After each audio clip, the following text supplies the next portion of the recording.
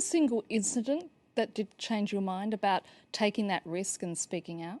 It's not one single incident. No, it's 2 years that I served in the West Bank, what I experienced and things that I've done. From bursting into houses in the middle of the night and seeing the families and how they react, till manning checkpoints, arrest operations, and other things that I've done. It's a whole package.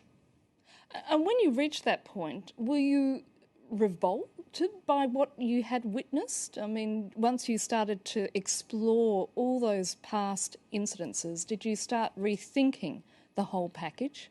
Yeah, definitely yes. I think mainly for me was learning things about myself way before about the big politics. I went through my service believing that I'm a good guy and that we are the good side. And suddenly I discovered what we've done and what I took part in. And that's why I felt that I need to do something.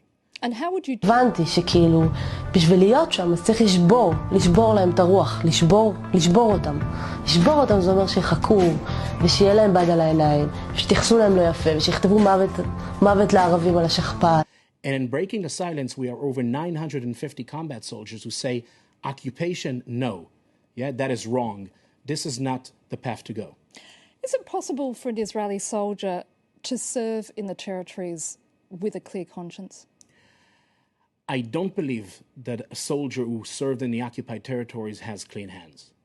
It's not that I think that we are all, it's not that every soldier murders innocent Palestinians. Far away from that.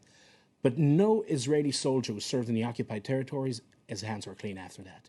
Because at the heart of what you do, there is no way of seeing Palestinians as equal human beings to you. I'll just give you one example, which is, nothing extreme, nothing exceptional, something very routine and banal. I served for 14 months in Hebron. Right now in Hebron, as we are sitting here and having this discussion, there are 2 military patrols that their job is to do what we call in the military to make our presence felt. What does it mean? The military logic says this. If Palestinians will get the feeling that the IDF is all the time everywhere, they'll be afraid to attack. So what do to give them this feeling? You make your presence felt. You start your night shift patrol. 10 o'clock till 6 o'clock in the morning, 8-hour shift. You walk in the streets of the old city of Hebron. Break into a house, Palestinian house, of course. Not a house we have intelligence about. I'm the sergeant. I lead the patrol. I choose a random house. Wake up the family, men one side, women the other side. Search the place. You can yourself imagine the dynamics, yeah? Climb to the roof, jump from one roof to another, come out through another house, wake the family. And basically that's how you pass your 8-hour shift. 24 hours a day, 7 days a week. From September 2000 when the second Intifada started, till today, now. It didn't stop for 1 second. Yeah, the idea is that every Palestinian will feel the military is right here.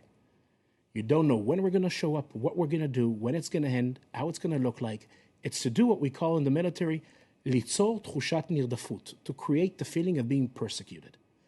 Now, when this is your mission, again, this is not an action of a rogue soldier or officer. This is your mission. There is no way of doing it nice. ما يعني الأولاد هون يعني بالغرفة خلاص يعني حرام صغير خيهم سكت كله يا رديم كتان كله حمام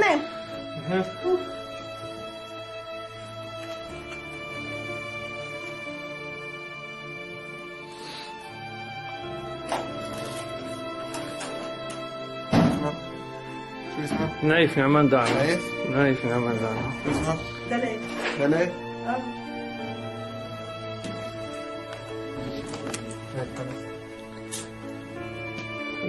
بيمش تخافيش جيش تخافيش هذا عمره شو اسمه 8 سنين ها؟ 8 شو اسمه؟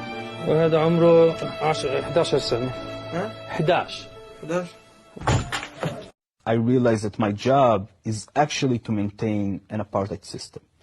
Very early on, I understood that the rights that the Jewish settlers have are not the rights that the Palestinians have. I understood that I cannot touch a Jewish settler if he is attacking a Palestinian. The best I can do is call a local police department to come handle it, like I would do at home in Jerusalem. So these Jewish settlers that live in Hebron are living under the same rights that I live in in Jerusalem, but a Palestinian next to them, next house over, next building over, sometimes next apartment over, lives under my rule, my military rule.